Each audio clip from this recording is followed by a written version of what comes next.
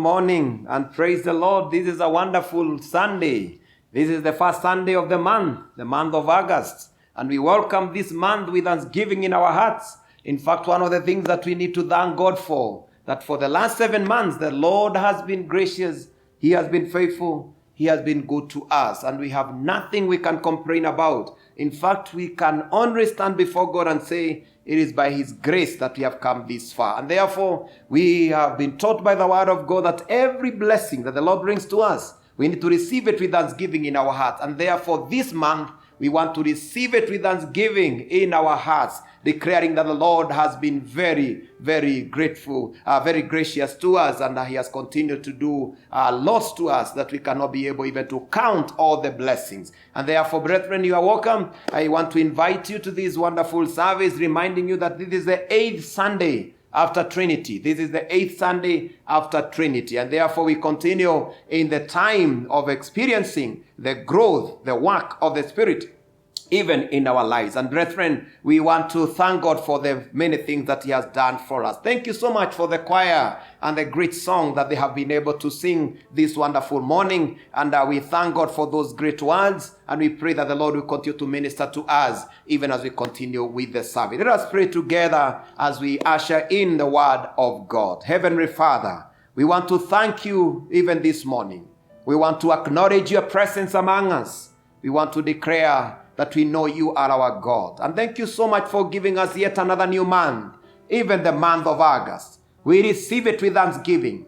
And we decree, dear God, may this month turn out to be a blessing to us. May this month, oh God, we may experience you in every level of our lives. May this be a month in which that you come through for us, even making things, Jehovah God, safe for us. And not only that, be able to turn around our situations to good. We also pray that this month will find your covering and protection. And as we receive your word this morning, we pray that, Lord, you may speak to me as I speak to your people. Minister to our hearts and to our minds, because you know us by our names. In the name of the Father, Son, and the Holy Spirit.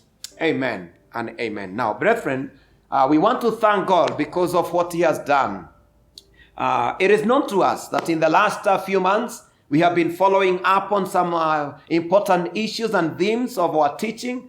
And just this month of July, we have been learning about spiritual growth. And we have been desiring so much, that is the desire of God, that every child of God, every Christian who have committed his life to God, he can be able to grow up into maturity, to grow up in levels of ministry, to grow up in levels of being trusted by important responsibilities of the kingdom. And we have always taught ourselves that as we continue to see children grow up in our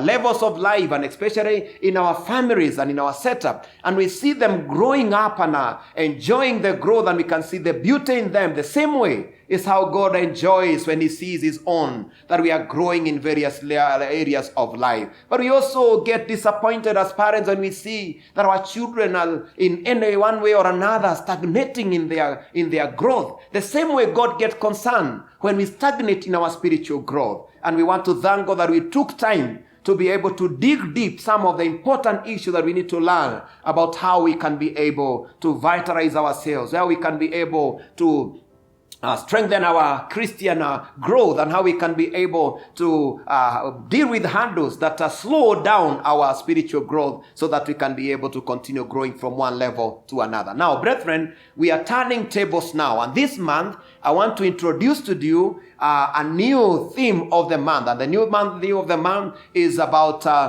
spiritual commitment and service. Spiritual, and this is Christian commitment and service. Christian commitment and service. And brethren, I want to bring to you the information that we need also to continue to ask God, that after we have received the Holy Spirit, after we have learned on the areas and how we can be able to continue growing spiritually, and how we can be able to deal with hurdles that in one way or another intercept our growth, how can we be able now to serve God effectively? And now, if we have been called to serve God effectively, we also need to understand important levels, important tenets, important principles of how we can be able to grow. Not only now in our spiritual growth, but also how we can grow in commitment to our service in the kingdom. And now, brethren, allow me to bring an introduction to you very shortly of how we will be able to build a foundation, and therefore we pick up very fast some few things,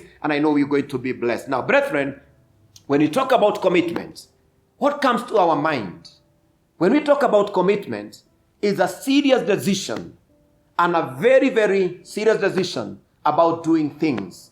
In fact, commitment is taking to heart and to mind and to soul about putting your strength, your ability about something. And I have been giving an analogy that I think it's a good analogy about marriage. You know, when people come together in marriage, we call that when they come together and they make vows of marriage, they come up and they are able to commit themselves into those vows and to that marriage. And you know, when we bring people together, those words that you hear people keep talking about, they say, I do. I do means that someone has committed himself. I am willing to commit myself to this particular institution. I am willing to commit myself to the vows of my marriage.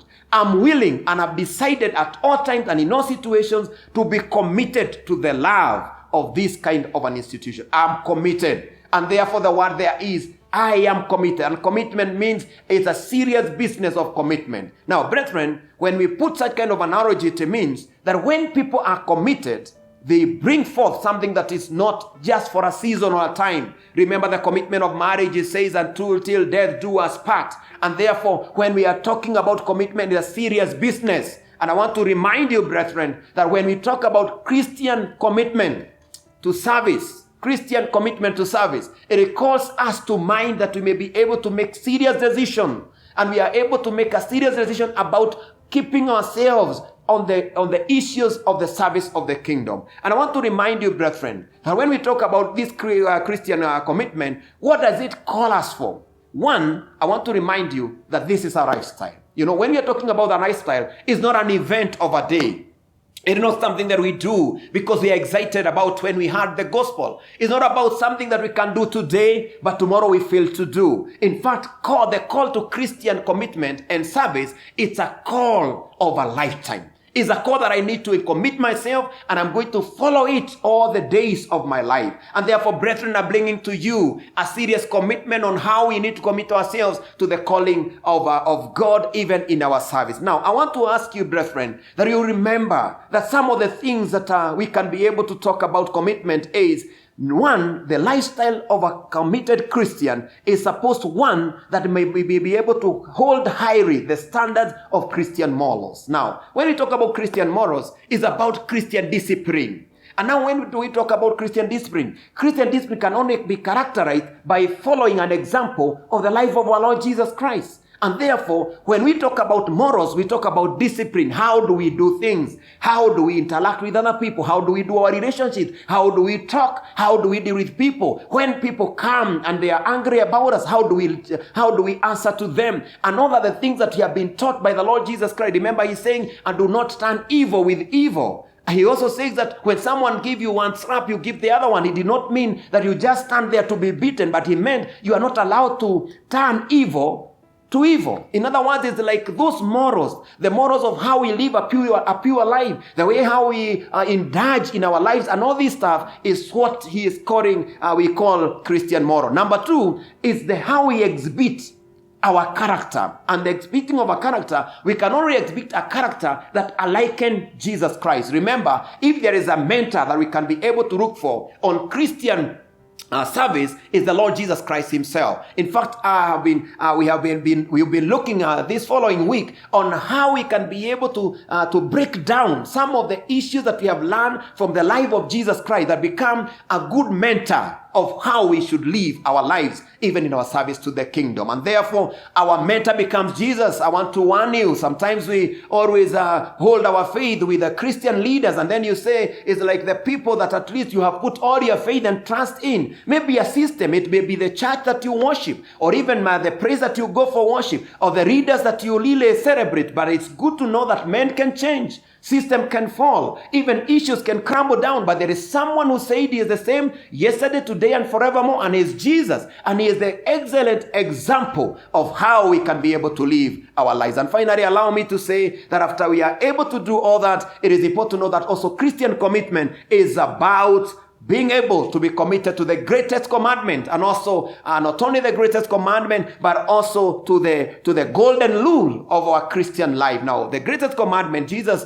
remember in the book of Matthew chapter 22 and verses 37 and 40 says, and Jesus replied that love the Lord your God with all your heart and with all your soul and with all your mind. This is the first and the greatest commandment. And he went ahead and said, and the second is this, love your neighbor as yourself.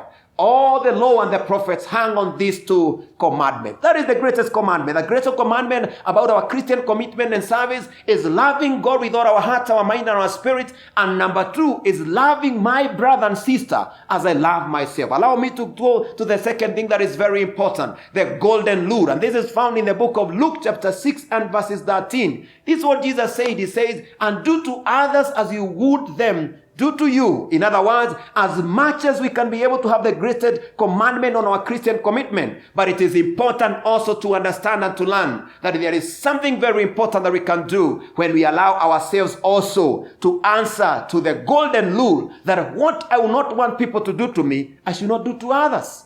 If I don't want to be spoken about, if I don't want to be in any way to be slandered, I should not slander people. If I don't want something to be stolen from me, I should not steal from other people. If I don't want in anything evil to happen to me, I should not plan or think about doing evil to other people. The golden rule. If I want to be loved, I must love because we receive what we give. I want to encourage us this morning that it is important to know you can never get that which you have not been able to deposit to other people. Even in the family setup, if you want peace, you must also give peace. If you want love, you must show love. If you want commitment, you must also show commitment. Even in the setup of marriage, you must be committed to the vows and to the things that you have been able to believe in so that other people also can be able to do the same. And therefore, it is important to know it is always good to do the right things to people if you desire that the right things are done to you. Now, allow me very fast to take you through some of the tenets of grace that God gives to us that we may be able, by God's grace, to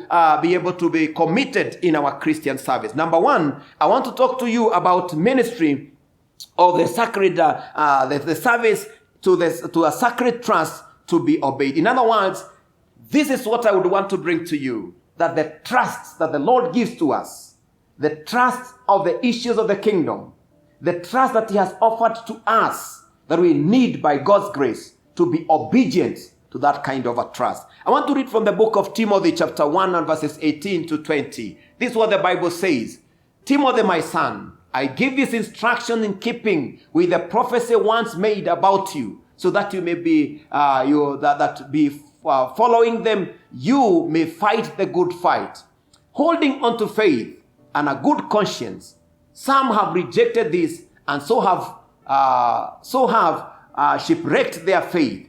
Among them, Alhyenus and also Alexander, whom I have handed over to Satan to be taught not to blaspheme. Now, this is Paul writing to Timothy.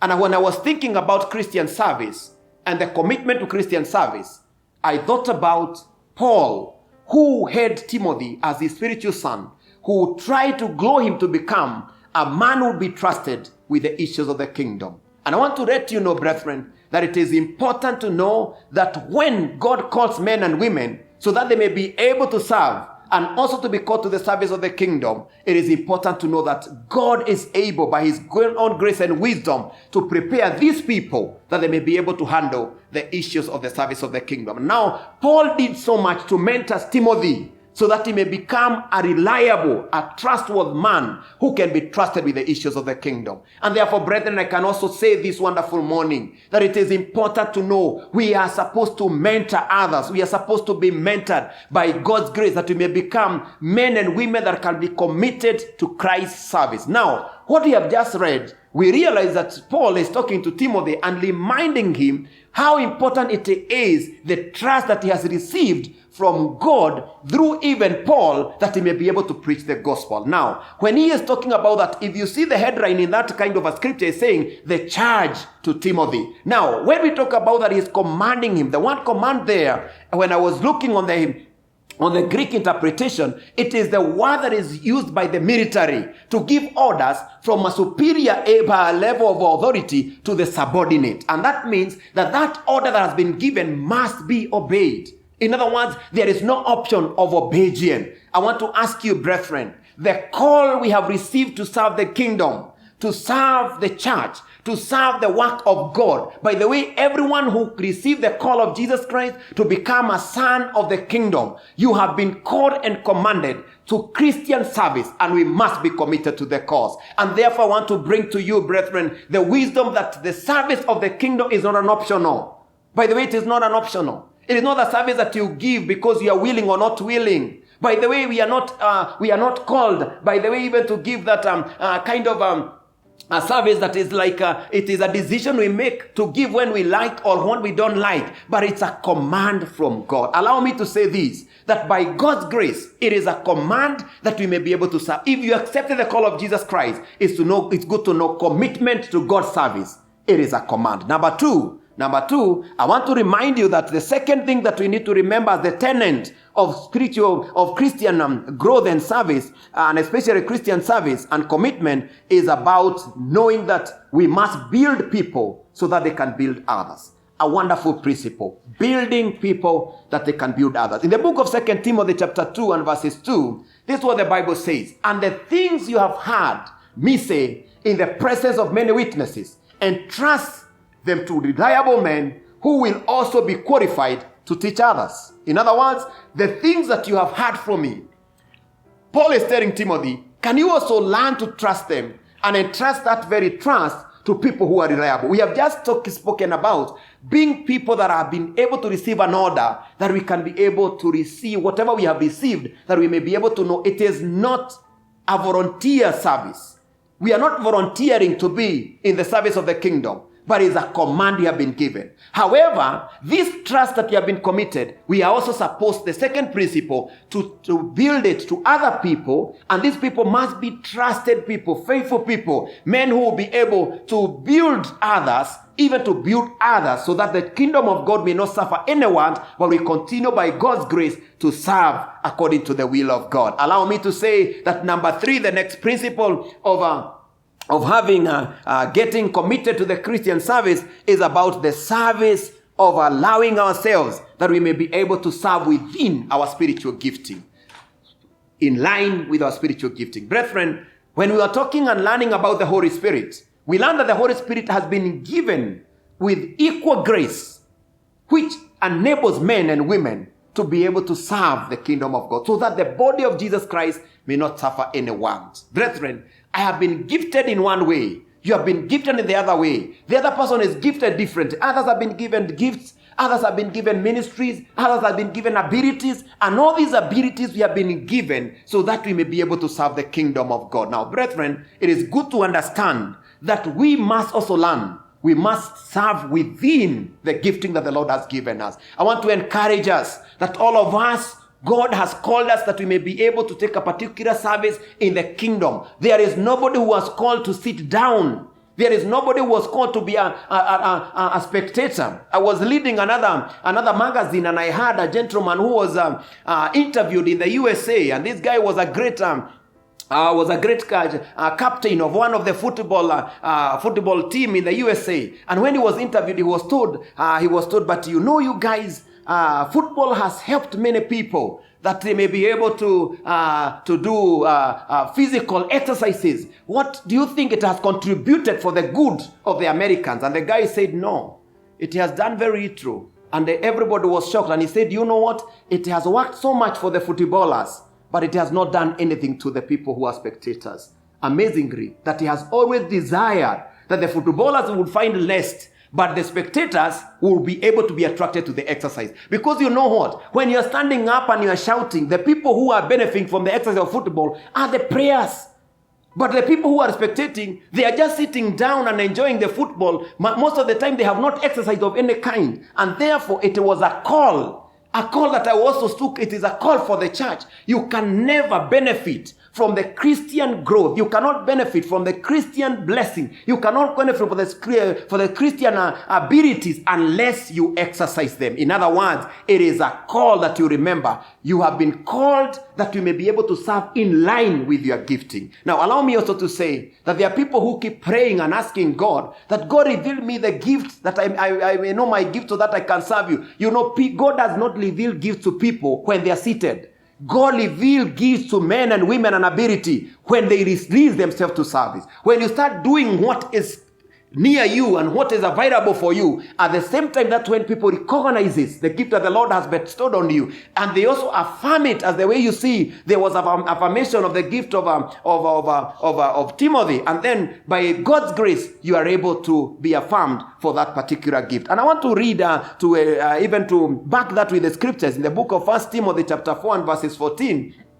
This is what Paul says: "Do not neglect the gift which was given you through the prophetic message that the body of the elders laid their hands on you." In other words, what the elders just did was to affirm, confirm the gift that was already been seen in Timothy. But you know what Timothy had done? He had started committing himself to the service of the kingdom, being led by his grandmother and mother. And therefore, for us to be able to realize what God has gifted us, we cannot dare sit down. We need to be doing something. I want to encourage you this morning and this Sunday. Would you mind, by God's grace, to start doing something for the kingdom? Even when we have these lockdowns and when churches are being opened partially, others are not able to come and all this stuff, there is something that you can do for the kingdom. There is a ministry you can be able to do, even for the people around you. There is something you can add to the good of the work of the Jesus Christ, even into the world. And number four, it's good also to say that the other important thing that we need to know about the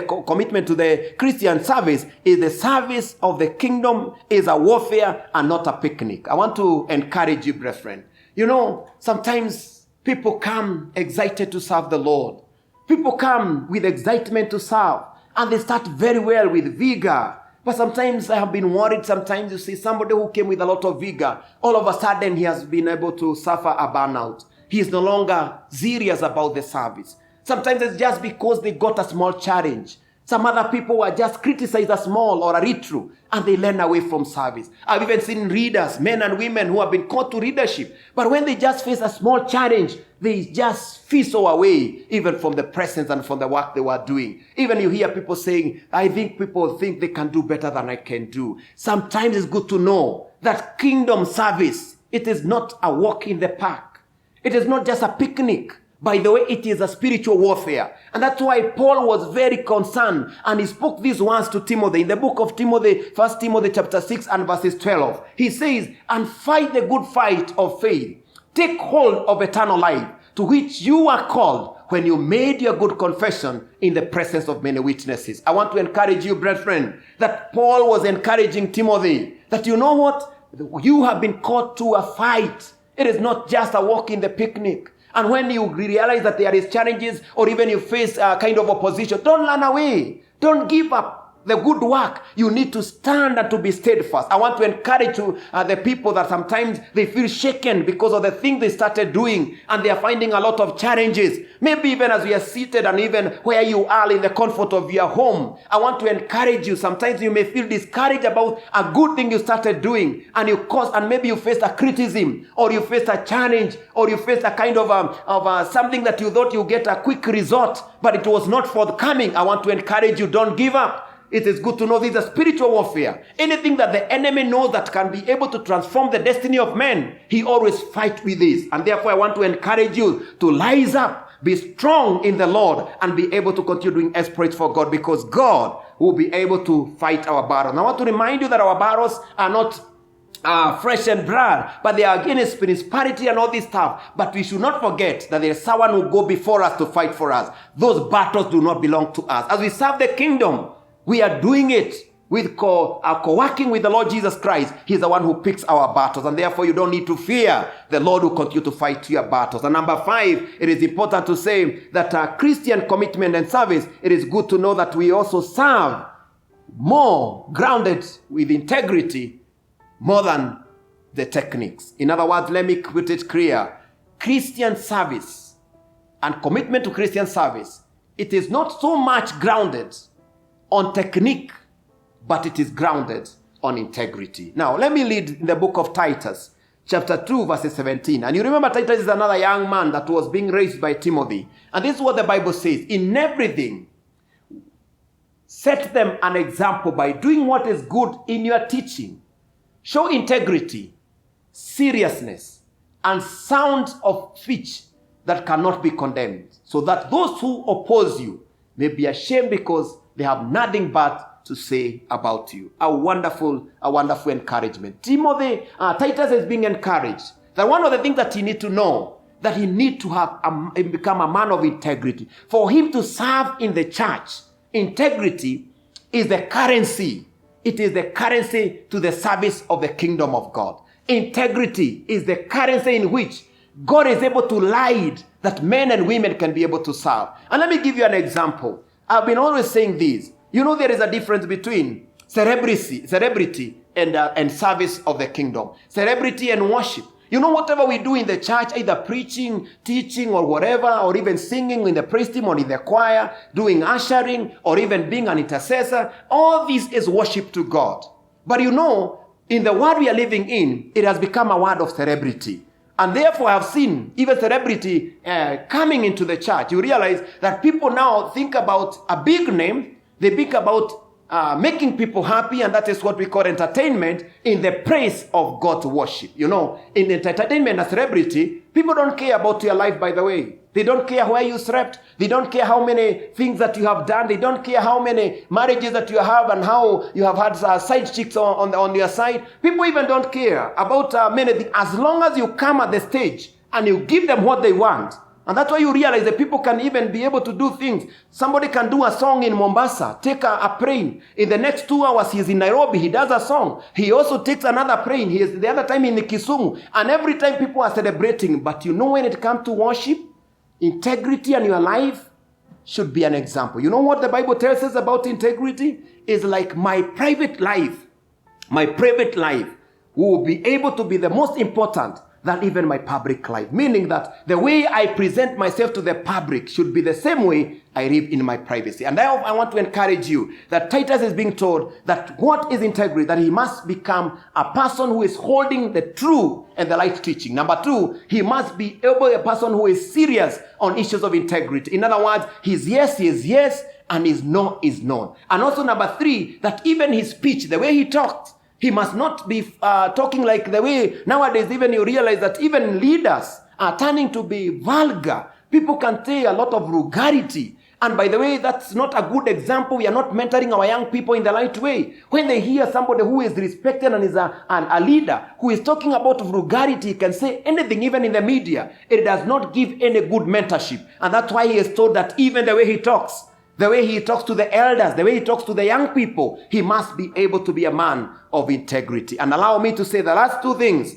that are important and principles of that help us to be able to nurture a good commitment in our Christian service. Number 6 is that we must also be ready for challenges. In other words, that the ministry of the kingdom shall be faced with challenges. Let me read from 1 Timothy chapter 1 verses 19. The Bible says, and hold on to faith and a good conscience. Some have rejected this and have shipwrecked their faith. In other words, I want to encourage you that a Christian service is not the absence of challenges. I have just already mentioned that it's not a walk in the park. You know, sometimes it is deceptive when some people come into the Christian faith and ministry and then they believe that it will be bread and butter. It is not bread and butter. You know, Jesus Christ, when he called his disciples and he was walking with them and they realized that they were eating free bread and they were eating wherever he was going, and he was doing miracles when they were sick, even their mothers, he would heal them and all this stuff. But one time they wondered that they have been following Jesus Christ and they were not very sure about how their journey will end. And you remember, this gentleman called Peter approached Jesus and said, we followed you. We left our wives and our husbands. We left our wives and our children. Even our very good professionals, we were fishermen and we left them. Matthew here was a tax collector. He left the business of accountancy. And all this, what are we going to get? And Jesus looked at them and said, you know what? By the way, you are going to get 100-fold. In other words, you're going to be paid back. Not only that, and also with eternal life. But something that people don't say so much, and it's a fact. But he was told, but with these things will come with persecution. In other words, persecution is part of the Christian service. By the way, sometimes it is good to realize and to understand that not everything will go as you planned. When you get opposition or when you're doing a good thing, don't even fear and feel as if God has disappointed you, or God maybe lied to you. And it's like you have started doing a good thing and you're finding opposition. No. It is good to realize that even the people who went before us, even Jesus himself, met a lot of opposition from the Sadducees, from the Pharisees, and the guys even who are called at that particular time the high priest of the times. But he was able to stand until he was able to accomplish his purposes. And therefore, brethren, it's important to know that Christian ministry, Christian service and commitment also calls us that we may be able to face challenges, but we should remember we are not alone. God will continue to fight all our battles. Remember what the Bible says in the book of Romans, that one thing that is for sure, because we are more than conquerors, because he that called us, and who is Jesus Christ, was able to conquer all. And for that reason, we are even more than conquerors. And finally, brethren, as I come to a close, I want to remind you that also there is also a very important also tenet of Christian faith is about accepting to be involved in a unpleasant task.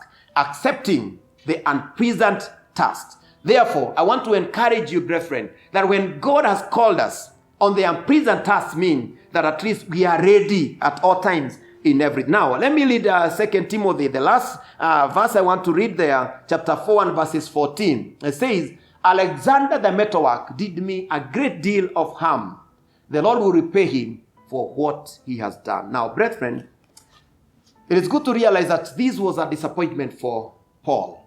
You remember he had this guy who was called Alexander, who came at the first time and he pretended to be one of the best guys, and he trusted him and they were doing ministry with him. But all of a sudden, he went behind Paul's back and he started teaching a very, very long doctrine. And he was able to lure the church into doing that which was not right. Paul became very angry about what had happened. And when it became very difficult for him, something happened. It's like there was a big challenge of the Sikhism of the church, and the church was divided. And he was so angry about what Alexander had done. And these are things that happens, by the way, in the ministry. Sometimes you can trust people who turn around and to prove that they were not people that were supposed to be trusted. You can even be able to commit them very important issues in their hands, only to realize that they used those responsibilities for their own good, for their selfish gain. And therefore, when you are learning, they have done a lot of harm. Those things happen. But it's good to remember this. That even on those unpleasant tasks that sometimes come on our way, we are not just called on the things that we are comfortable about. By the way, Christian service is not about serving God in our own comfort, in our own things that we like, but also it's serving the Lord like these times, in season and out of season. As I finish, I want to say, if I want to give this example, if there is a time that have been difficult for our doctors, to serve at this particular time. That these guys and our nurses are facing death every day, but they are willing every day to step out of their houses, to go and meet death every day for the sake of others. And that is what we call serving, even taking tasks, even on their present tasks that you may not imagine.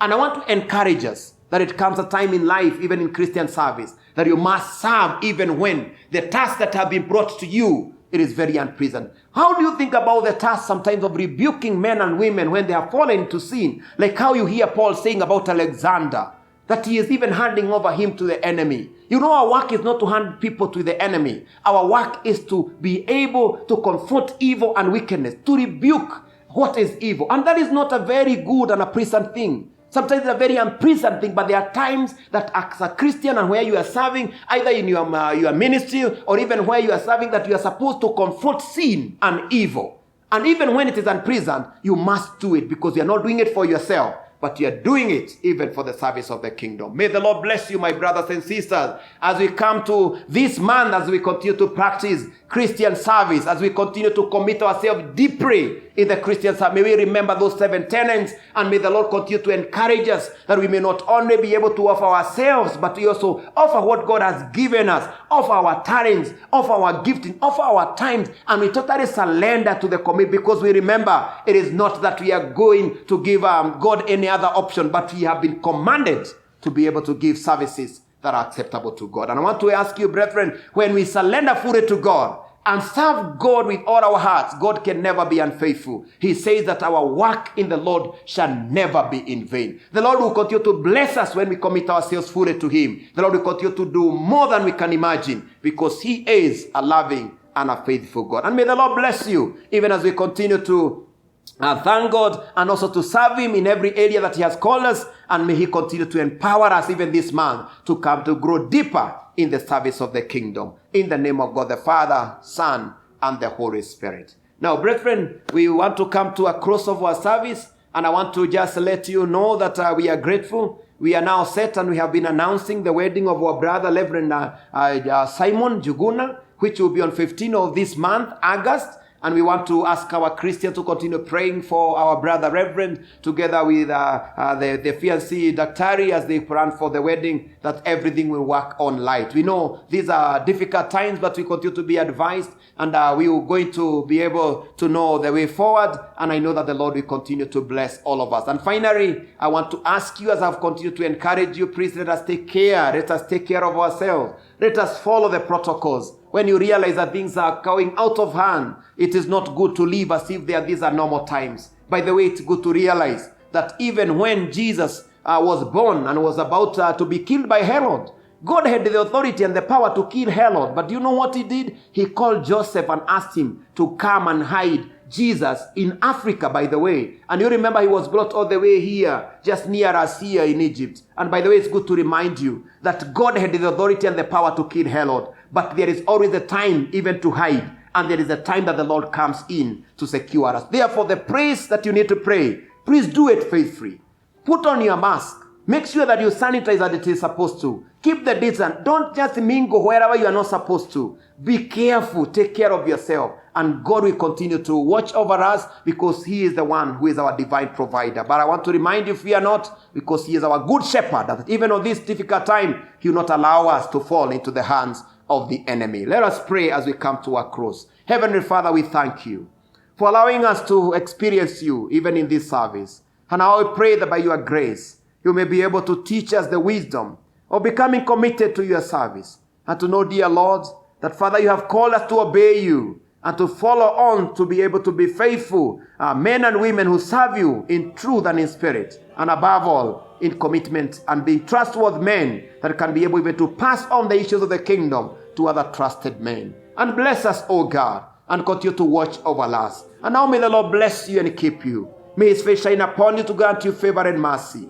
May the Lord guard you against every attack of the evil one, or even any kind of attack, or even the pandemic that is all over in this world. May the Lord guard and watch over you. May the Lord be your shepherd together with your family. May the Lord continue to bless the work of your hands. May the Lord bless your going out and your coming in. And may the Lord continue to cause His grace to be increased in every level of your need. And may the peace of God that surpasses every understanding may continue to be your portion. And may the blessing of God Almighty, the Father, the Son, and the Holy Spirit may remain with you now and forevermore. Amen. May the Lord bless you. Enjoy the week ahead. May the Lord bless you. May the Lord do you good, even for tuning in. Amen.